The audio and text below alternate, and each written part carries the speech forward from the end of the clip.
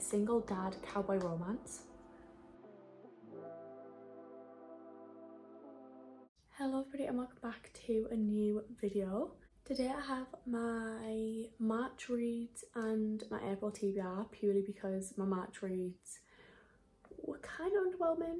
It was a month of the book slump, which I do feel like a lot of people have actually been in a book slump in March. I've just been in like a general life slump, and obviously that went over into my reads. So I did not have the best reading month. So I thought I would show you my March reads anyway, but then also show you a few books that are on my April TBR because April is a month of new releases.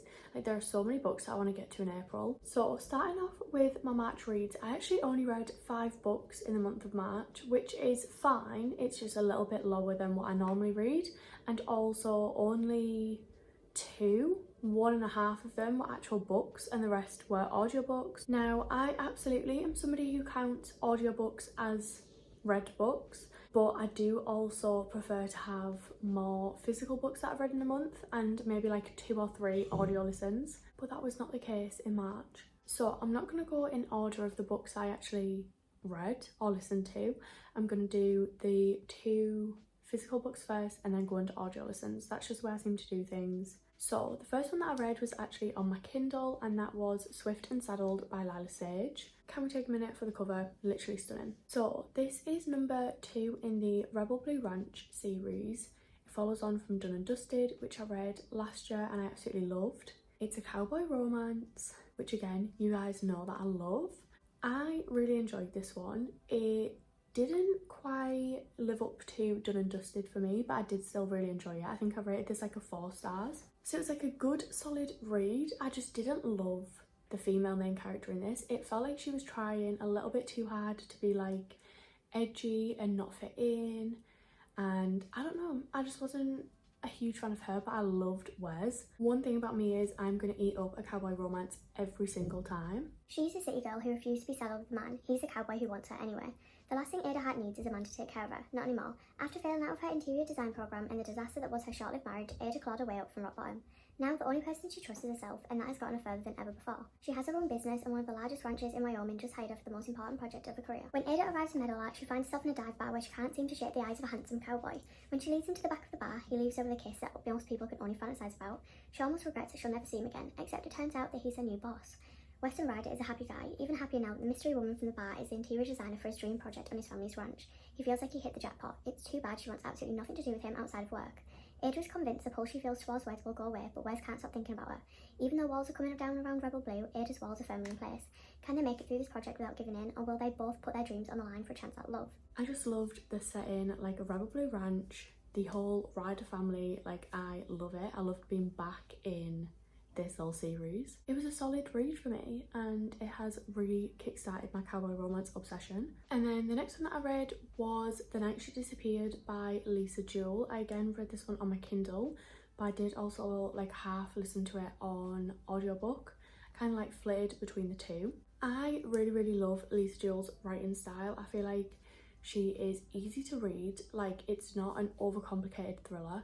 You're always gripped, they're fast paced. Like they aren't my favourite books of all time, but for what she writes and for what she does, I feel like it gets the job done in a good way. 2017, 19-year-old Tallulah is going out on a date, leaving her baby with her mother Kim. Kim watches her daughter leave, and as the late evening turns into night, which turns into early morning, she waits for a return, and waits. The next morning, Kim phones Tallulah's friends, who tell her that Tallulah was last seen heading to a party at a house in the nearby woods called Dark Place. She never returns. 2019, Sophie is walking in the woods near the boarding school where her boyfriend has just started work as a head teacher, where she sees a note fixed to a tree. Dig here. A cold case, an abandoned mansion, family trauma and dark secrets lie at the heart of Lisa Jewell's remarkable new novel. So I did enjoy this one. I think I gave it like a 4, maybe like a 3.75 if I'm being picky. It was fast paced, I enjoyed the storyline, I was invested and like waiting to find out what happened. But then I felt like the ending was slightly underwhelming. It was kind of just like, here you go. And I was like, okay, I kind of was expecting a little bit more. But overall, I still enjoyed it because, like I said, I do really enjoy her writing style, and I feel like it translates really well on both like a physical book, like words on paper, and also when you're listening to it as an audiobook. I equally enjoy both. And then the next 3 are all audio listens. So first up, I listened to The Murder After the Night Before by Katie Brent. So this author, she actually wrote is it How to Kill Men and Get Away with It, something like that. And I also listened to the audiobook of that one like last year. I feel like she definitely has like a specific genre of like thrillers that she writes, if they can even be counted as thriller. They're like a murder mystery almost. We are like following along with the main character. I don't know, it feels very niche, but like in a good way. So this one I did enjoy, but it's not going to be like an all-time favourite. I think I would give this one like a 3.5, 3.75. Something bad happened last night. My best friend Posey is dead. The police think it was a tragic accident. I know she was murdered. I've woken up with a hangover from hell, a stranger in my bed, and I've gone viral for the worst reasons. There's only one thing stopping me from dying of shame. I need to find a killer. But after last night, I can't remember a thing. So yeah, it's like a murder mystery, but there's like plenty of different twists. You kind of follow the main character as she's trying to figure out who killed her best friend, but like there's so many other layers to it. She's gone viral for doing something nobody really wants to go viral for, and it all kind of like comes together. I did enjoy it. It just felt a little bit not like one note, not flat, but like I wasn't as invested as I am in like other thrillers, because it almost didn't feel high stakes for me, even though it was like a murder. Don't know, just didn't love. Then I listened to Paris, the Memoir by Paris Hilton. So this is like her memoir autobiography. I don't really rate autobiographies, memoirs, because it's like that is literally somebody's life, somebody telling their truth, what happened to them. So I'm not gonna like give it a rating, you know. But having said that, I did really enjoy it. Enjoy always feels like a weird word, because I feel like most biographies touch on like the person's trauma, so me being like enjoyed that listen, it's a little bit weird, but I did enjoy listening to it. So it just talks about like her life, her experience with the troubled teen industry, her experience with her ADHD diagnosis, the party girl era, like everything about that is all kind of like merged into one. It does have like alternating timelines in terms of like she'll talk about one thing, then skip to the present, then skip to something else. So it wasn't like hard to follow, it just felt like an ongoing like train of thought. A million meanings in a single name. Heiress, party girl, problem child, selfie taker, model, cover girl, reality star. These are labels that have been attached to Paris Hilton by others. Founder, entrepreneur, pop culture maker, innovator, survivor, activist, daughter, sister, wife, mom. These are the roles Paris Hilton embraces now as a fully realised woman. Paris rose to prominence as an heiress to the Hilton Hotel's empire, but cultivated her fame and fortune as a it girl of the arts. Now, with courage, honesty and humour, Paris Hilton is ready to take stock, place it all in context and share her story with the world. Separating the creation from the creator, the brand from the ambassador, Paris the Memoir strips all away we thought we knew about a celebrity icon, taking us back to a privileged childhood lived through the lens of undiagnosed ADHD and teenage rebellion that triggered a panicked and perilous decision by her parents. Most important, Paris shows us her path to peace while she challenges us to question our role in her story and in our own. Welcome to Paris. So like I said, I won't rate it or anything, but I did enjoy it. I enjoyed hearing like about her experiences, why that made her into like the person that she is, why it made her what she wants to kind of like do. And yeah, I don't know, as a noughties girly growing up, I used to love Paris Hilton. Like, she was an icon. She still is an icon. I don't normally listen to a lot of autobiographies, but I find that when I do tend to really enjoy them because they are quite like raw and eye-opening. And then the last one that I listened to, the last book of the March reads, is All the Lies by Nicola Sanders. Again, another thriller. I don't know why I'm in my thriller era so much, but this one basically follows somebody that is like fleeing a abusive relationship. She goes to try and like escape, but then essentially she ends up, people think that she's dead. She ends up kind of like faking her own death, taking on the identity of somebody else. So it's kind of like about her, number one, faking a death, pretending to be this person and living out as that person whilst trying to hide from her abusive husband. I did enjoy this one. Again, I think maybe give it like a 3.75-ish, because again, the ending just felt like a little bit rushed. I feel like with thrillers, you spend so much time like gripping people into the plot, keeping them in like suspense. Why do people ruin it by rushing the ending and not giving like a fully fleshed out ending that people are going to be happy with? Don't know. She thought he was a perfect husband, now she's running for her life. On the surface, Amy and Jason have the perfect marriage, but Amy is trapped in a nightmare with a controlling, violent husband. Then, on a short cruise without Jason, Amy befriends Liz, a young woman travelling alone on her way to meet her birth mother for the first time. Liz looks so much like Amy that they could be sisters. When Amy regains consciousness after a terrible accident that takes the lives of many passengers, she finds that because of a mix-up in personal effects, everyone believes she is Liz. Only she knows it is Liz who's gone missing, presumed dead. Now, Amy has to make the most important decision of her life, tell the truth and return to a life of fear, or become Liz for a while until she figures out an escape plan. But as Amy settles into Liz's life, she finds that not everyone believes all the lies, and she is only one mistake away from paying the price. So yeah, I don't know. I did enjoy it. It was like a very standard middle of the road thriller for me. I wasn't like, oh my god, like what's gonna happen, like in suspense. I was just kind of like along for the ride, you know. So that is all of my March reads. A pretty standard, if not underwhelming month. Favourites of the month was Swift and Saddled, and then The Night She Disappeared. Like they were my top 2 of the month, but I wouldn't say they're like newfound favourites. Then going on to what's in my April TBR, I have so many new books that are coming out in April that I literally cannot wait to get my hands on. So starting up with the first one, that is The Reappearance of Rachel Price. Putting this one up first because it is actually my current read, or my current listen I should say. I'm listening to this one on audiobook. Just quickly as well, if you are looking for somewhere to listen to your audiobooks, I actually have a discount code, an affiliate code where you can get 60 days free on BookBeat. I'll have that link down below. That is where I listen to all of my audiobooks. Not sponsored, but just thought I'd chat. But yeah, I'm currently listening to that. I have about 4 hours left, I think.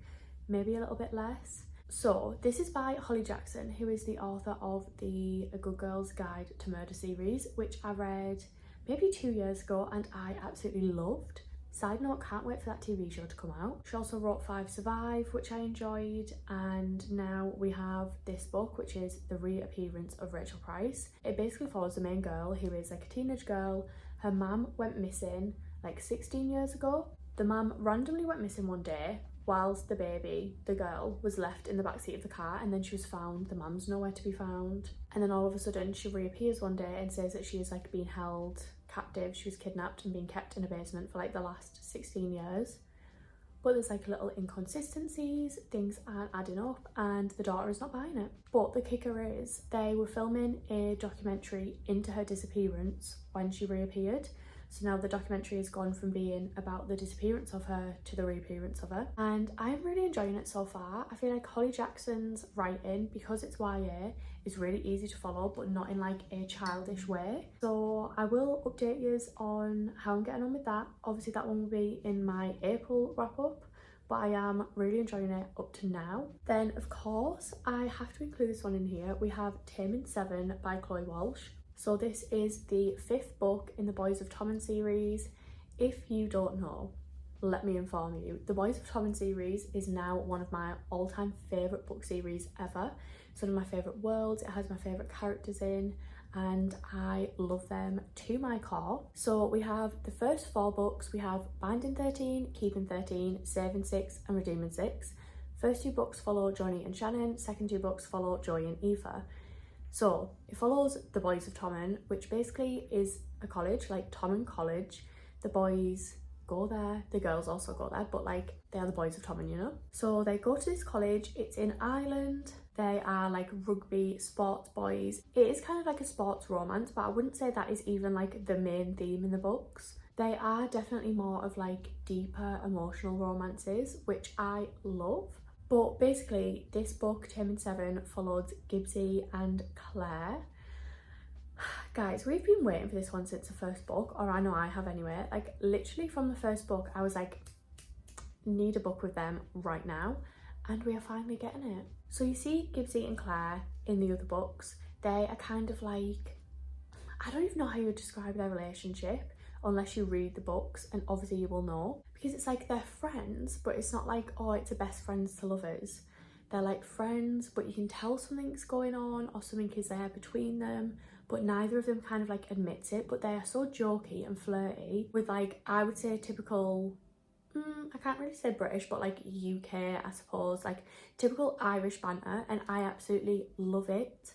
Like, honestly, this is one of my all-time favourite, like, universes characters, couples, found families. Like, I love them to death. And I absolutely cannot wait. Best believe I will be eating this shit up immediately. If this does not pull me out of my book slump, nothing will. I would also like to say, I've seen a few girlies on Bookstagram get arcs of this, and I just want to know how. They are also Australian girlies, and no hate to them, but give it to me first. But it's fine, I have it on pre-order, so I will be sat right there in that reading chair, devouring it page for page when it comes out. Then the next one that I have that is actually released now is Just for the Summer by Abby Jimenez.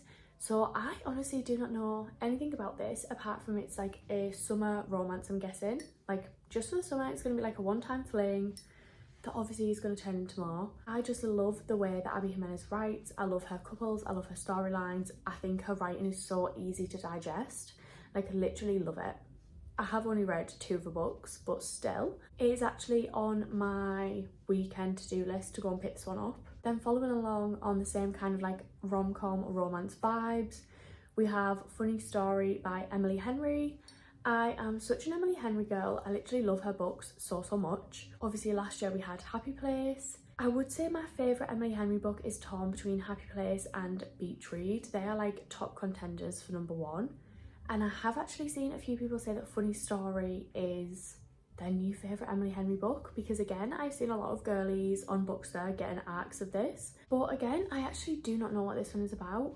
I think it's like they meet, they're strangers, they have nothing in common. It's kind of a funny story, kind of romance vibes. Her books are just like the epitome of summer to me. They are so easy to read, but she always has so much depth to her stories and to her characters, and I eat it up every time, and I absolutely cannot wait. Miss Emily Henry slays every single time, apart from with people we meet on vacation. Then next up I have Wild Love by Elsie Silver. So as I was saying, I am in my cowboy romance era.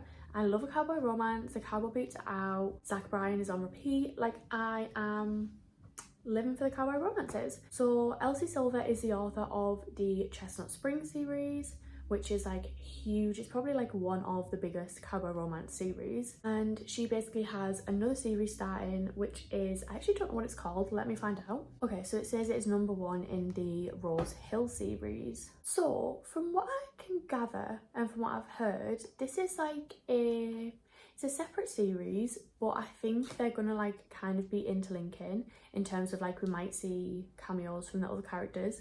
Because I think book #1, so Wild Love, is about Willa's brother. Because does anybody remember at the end of Hopeless, we randomly just got all this like kind of insight and depth on Willa's brother when we didn't even get that in Willa's book, you know?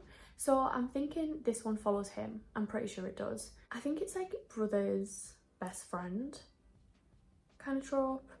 I don't know, he does not seem like the cowboy type. So I don't know where we're getting the cowboy romance from, if it even is a cowboy romance or if I'm just putting Elsie Silver with cowboy romance. I guess we'll find out. Haven't pre-ordered this one. I'm hoping it's going to be on Kindle Unlimited, but I don't know. And then let me just look at what else is on my Kindle TBR. So I'm actually, speaking of Elsie Silver, I'm in the middle of Off to the Races, which is part of her Gold Rush Ranch series. I think that's what it's called. I am literally 12% in. I started this the other day, but I am, like I said, in a book slump, and it's just not giving me what I need to be getting at the moment. But there's 4 books in the series. Hopefully I'll finish at least the first one this month. And then still following on with the cowboy romances, I've got Dust Storm by Maggie Gates. I've heard nothing about this, but the line is a single dad cowboy romance. And do you think I'm not going to add that to my TBR immediately? Of course I am. So maybe I will read that one actually, because I feel like I just need something quick and fast paced that I'm going to eat up, and that one only has 350 pages. So maybe I'll move on to that one actually. And then the only other thing that I have in here currently is the Windy City series by Liz Tom Ford, because Bessie Lois has been on my ass telling me to start Mile High.